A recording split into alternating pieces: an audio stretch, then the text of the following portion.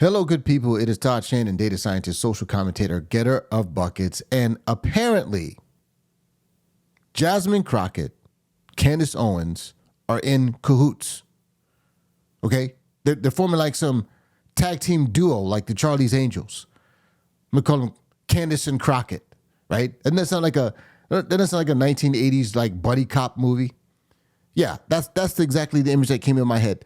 And the reason why I say Jasmine Crockett and Candace Owens are in cahoots, apparently, is because both of them, as of late, have taken to the airwaves to smear the legacy of the late, great Charlie Kirk, both for their own political reasons or what have you. And we're going to talk about how they have both done this and why I think, and I never thought I would say this, I never thought I would say this in a million years, but I'm literally putting Candace Owens and Jasmine Crockett in the same category.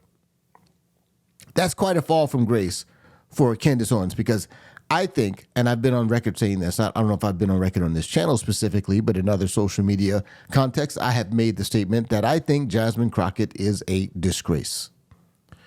I know those are harsh words, but Jasmine Crockett, she obviously does not represent me as a black person.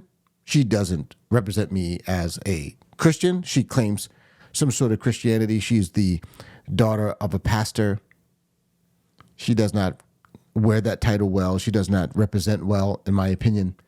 And just nothing about the way I think and the way Jasmine Crockett thinks that would warrant any sort of overlap. So I'm not a fan, needless to say. But unfortunately, my lack of fandom for Candace Owens has been more contemporary. It's been more as of late because of, as I put in another video that I made, because of her apparent descent into madness. And it continues. And every time I think that Candace Owens hits a new low, she surprises me with something even lower. And we're going to talk about that here. So let's start off talking about Candace, as a matter of fact. Because Candace apparently thought that it was a good idea to go out and posthumously basically attribute thoughts and ideas and beliefs to Charlie Kirk in his death that he never made public and that he never actually said. And she thinks somehow this is a good idea. And it's so transparent, I think, what Candace is trying to do, because Candace is trying to recruit the great image of Charlie Kirk. And now Charlie Kirk, unfortunately, in his death is more popular than ever. And now she's trying to recruit that powerful reputation and image that now he's a symbol of greatness, and recruit that image for her own personal ideas and her own little pet peeves and her own weird rabbit holes that she goes down to, namely her strange brand of Catholicism, and also her weird Jew hate. And so we're going to see that. Let's talk about the Catholicism here first, because I think that's interesting. Here is Candace Owens basically saying that, something to the effect of, hey, Charlie was probably on his way to being Catholic. And we're going to explain why that's not likely. But this week, in her podcast, Candace went further than ever before, claiming that Charlie was praying the rosary and attending Mass and was on the verge of joining the Catholic Church. I think Charlie was definitely on the brink of changing some of his perspectives. And I can tell you factually, Charlie was praying the rosary. Charlie was going to Mass. One of my last conversations with Charlie was me joking with him saying, just make the last step, okay? You are, I said specifically, you're too smart to be a Protestant. Just take the last step, Charlie. And he says, ha. Speaking about Mary. And typically, when those steps start taking place, you stop referring to yourself, as I did, as a Judeo-Christian.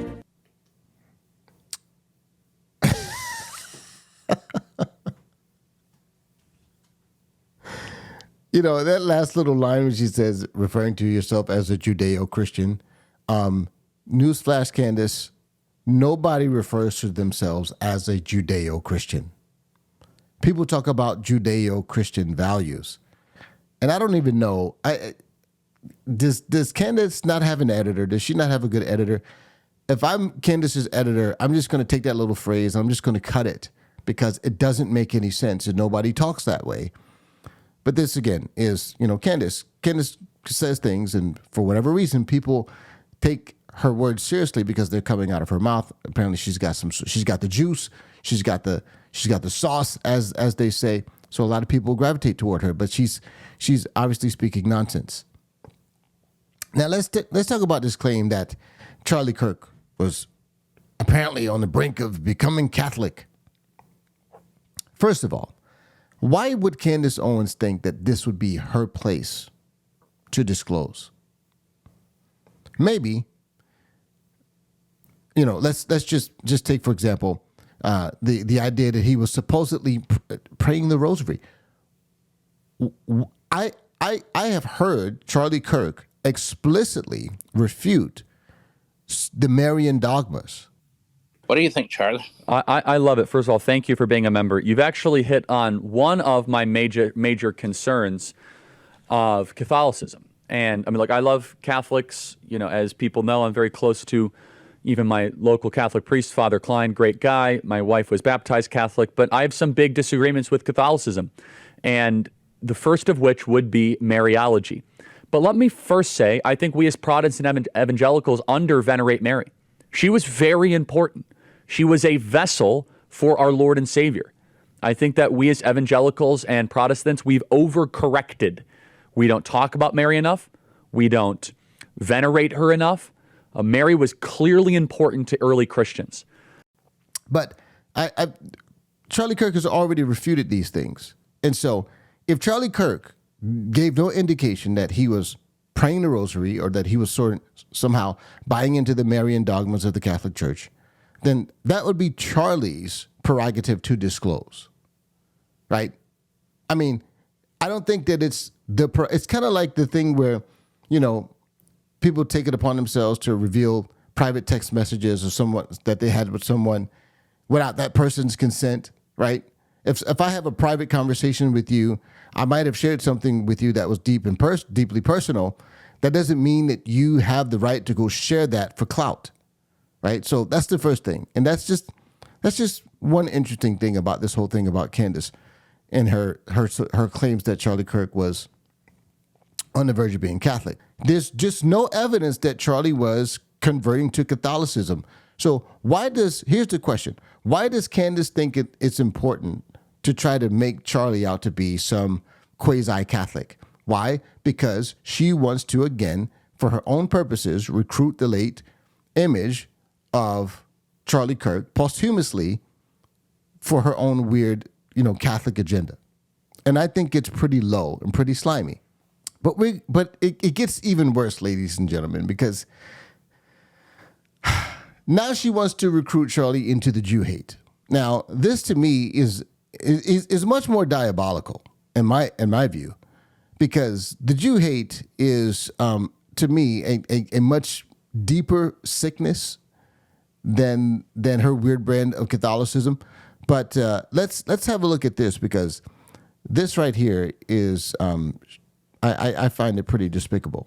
Yesterday, I released just one of many messages that I have with Charlie, which prove that he was, in the months leading up to this, concerned about Israel and how Israel was coming after our free speech. Free speech meant a lot to him, right? This message is from May. We can pull that back up, right? Charlie sent me his tweet because after the assassination of Sarah Milgram and Yaron Lachinsky in D.C., people were calling for hate speech laws. And Charlie, authored a long tweet saying these were beautiful people. They had their lives ahead of them. But I must push back against one thing. And again, it was just the justification that this somehow meant that we had to, get rid of free speech.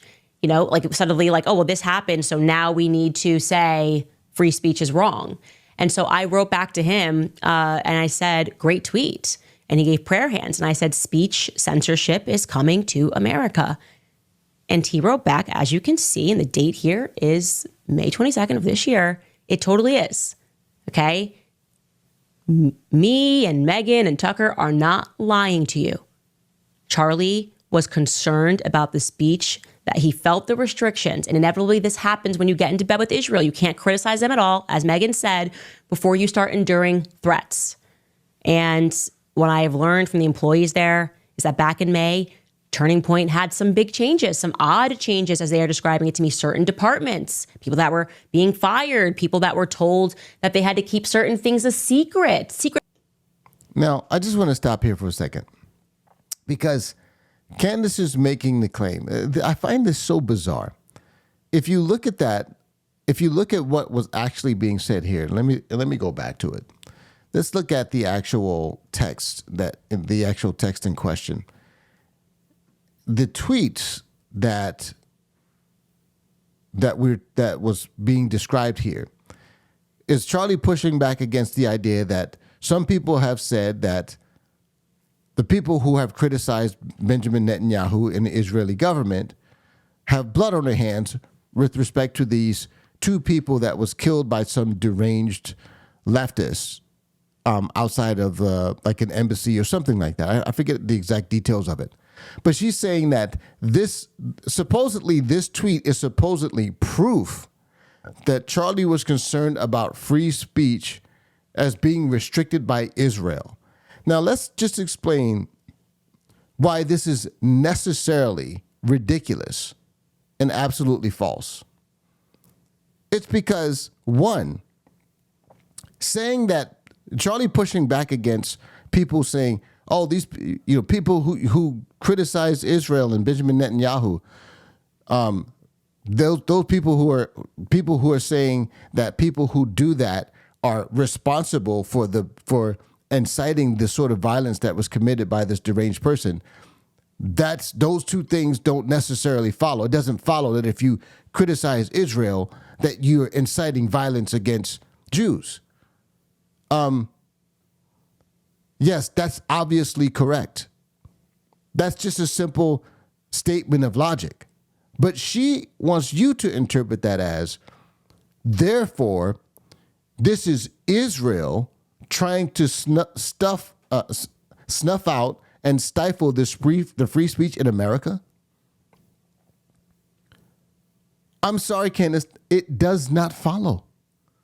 It does not follow. If you watch, for example, as I have, and if you haven't, good for you because you shouldn't waste your time, Candace's whole series on Brigitte Macron, it is full of this sort of flimsy and ridiculous logic where she makes these leaps and things that are completely not warranted, things that do not follow from the premises that she lays out. And she speaks like, how can she speaks in this kind of like matter-of-fact ways, like, how can you not see that? You mean, how can you not see that? I don't see it because it isn't there. It's like she thinks that it is true almost by the sheer force of her assertion. No, Candace, this is how we know that this is not true. Because one, Israel is a separate government from the United States. Israel has their own governmental system. And as far as I understand, Israel does not have a codified First Amendment. Okay? So, if Israel was all that concerned about people's speech and snuffing out people's free speech, then they would start doing that in their own country first. Why would they be worried about controlling what people say in America, where they have no direct way to restrict what people say or the laws that govern our speech, when they do have control over their own government in their own country and over their own citizens, when they are not taking any sort of legal means to stifle the speech of the people in their own country. They're not doing that in Israel. Israel has a lot of people who live there who talk like this. Israel has a lot of people who live there who are anti the Bibi Netanyahu regime. No, none of those people are going to jail. None of those people are being persecuted or prosecuted or murdered or any of that nonsense. So how does she figure that that's what they're trying to do here? She has no evidence of that. This is when you have Jew derangement syndrome, JDS. She has stage 5 Jew derangement syndrome. And she's trying to recruit Charlie Kirk's words in the most flimsy and self-serving way to serve that ridiculous and absurd narrative when nothing about what he said even remotely suggests that that's what he's trying to say. All he is saying is that you cannot say that people who criticize Israel are responsible or have incited the sort of violence that took place against these two Jewish people by this deranged leftist. That's all he's saying.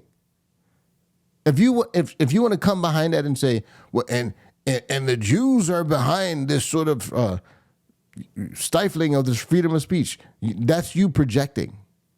And this is what Candace does all the time.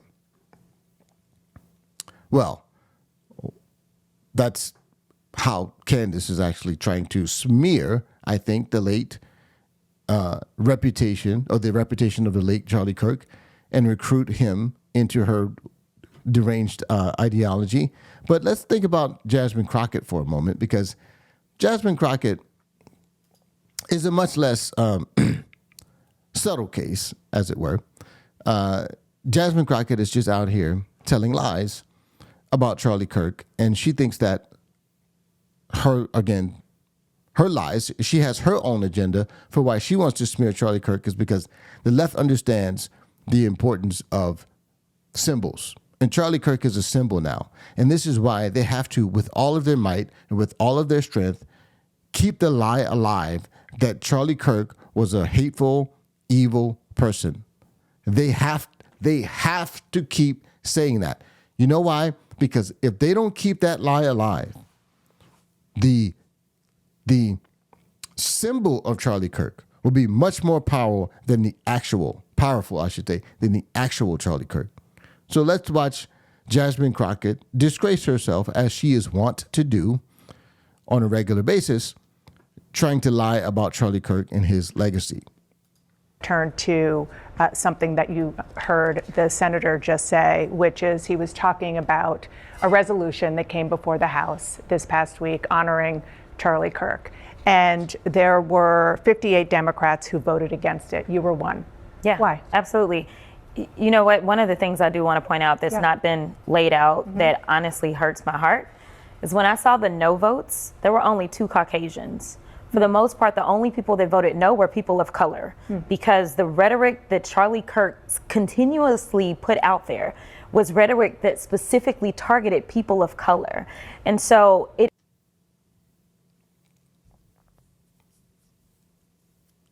It absolutely blows my mind that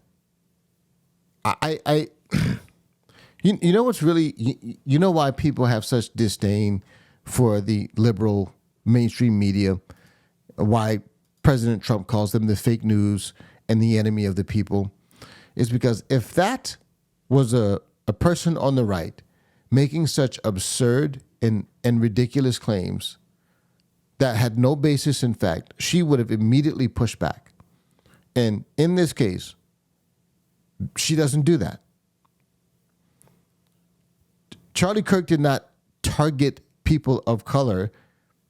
Charlie Kirk targeted DEI and other corrosive, incompatible views that are incompatible with the concepts of freedom and liberty and merit and things of that nature. DEI is a garbage ideology. It's a garbage way to promote and try to advance so-called equality. And Charlie Kirk was attacking that. He wasn't attacking people of color. DEI, by the way, doesn't just refer to people of color, although it also it generally has so-called people of color in the crosshairs. It's also about sex, and it's also about sexual orientation. So she's just lying, and this is just what they do.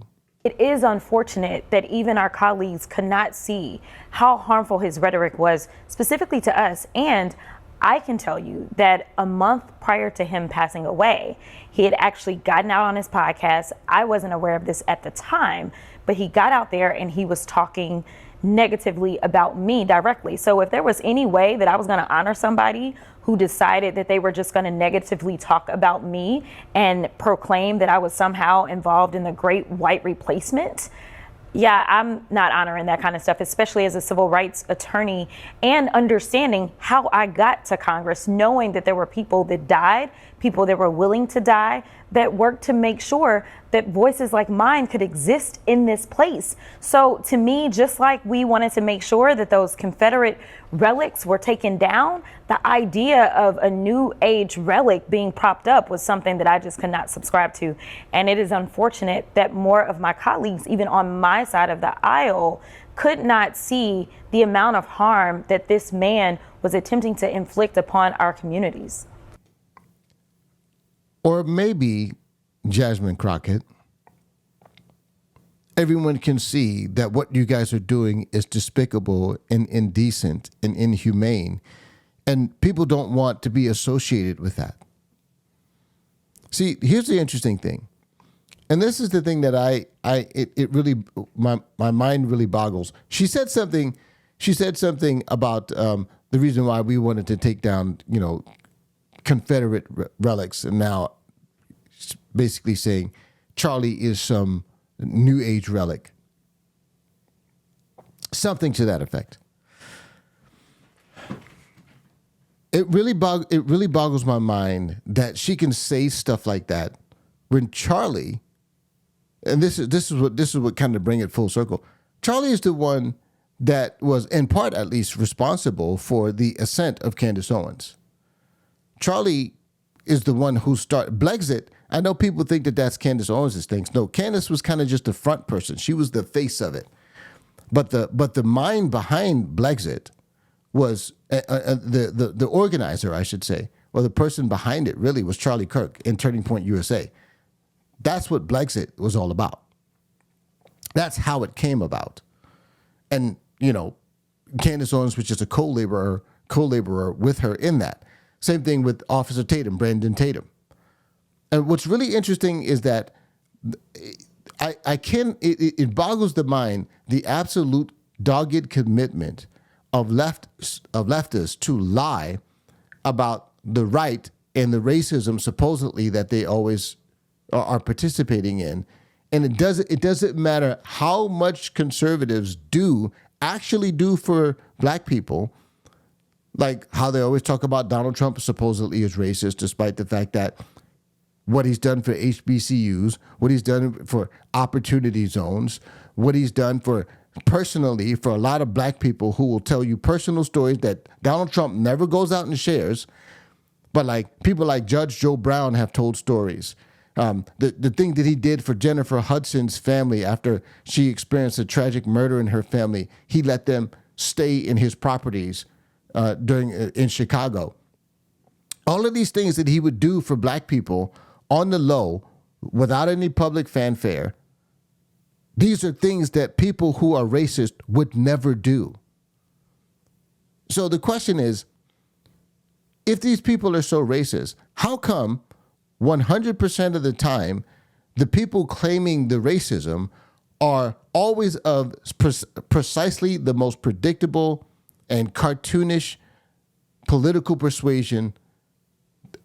In other words, the division or that's the opinion about the so-called racism never splits down racial lines. It always splits down political lines. I think conservatives know how to recognize racism. I know real racism when I see it. As a matter of fact, on this channel, I've taken up, for example, Nick Fuentes and the so-called Groypers to task because those people are actually racist. And I've got 3 or 4 videos on this channel refuting their racist nonsense. I know what racism looks like. When I see racism, I don't overlook it. The problem is that they need for every single effective Republican white person to be racist because they cannot refute their ideas. They just can't refute it. They can't refute their ideas. When you can't beat someone, you have to try to destroy them. You have to try to destroy their reputation. And I know this sounds radical, but what Jasmine Crockett and those of her ilk are doing are just a shade different than what that young deranged man did when he took that shot and ended Charlie Kirk's life. the slander, the hatred, the lies. Jasmine Crockett, she may not have pulled the trigger, but she is still, to this day, doesn't have the decency to stop lying about an honorable man. And this is why the words of Jesus ring truer today than they ever have, which is that you have heard it said, thou shalt not murder. But I say to you, if you are angry with your brother without cause, you are in danger of hellfire. And what he's saying is that people who slander and lie and people who have animus towards people without cause, those people in their hearts are murderers. I didn't write the Bible. I'm just telling you what it says. So for that reason, it looks like Candace Owens and Jasmine Crockett are apparently in cahoots. But I'm interested to know what your thoughts are, my friend. Let me know in the comments. Do you disagree with me? Do you think I'm going too far? Or am I spot on? Just let me know. If this is your first time stopping by, I appreciate you doing that. Until next time, my friends, God bless you.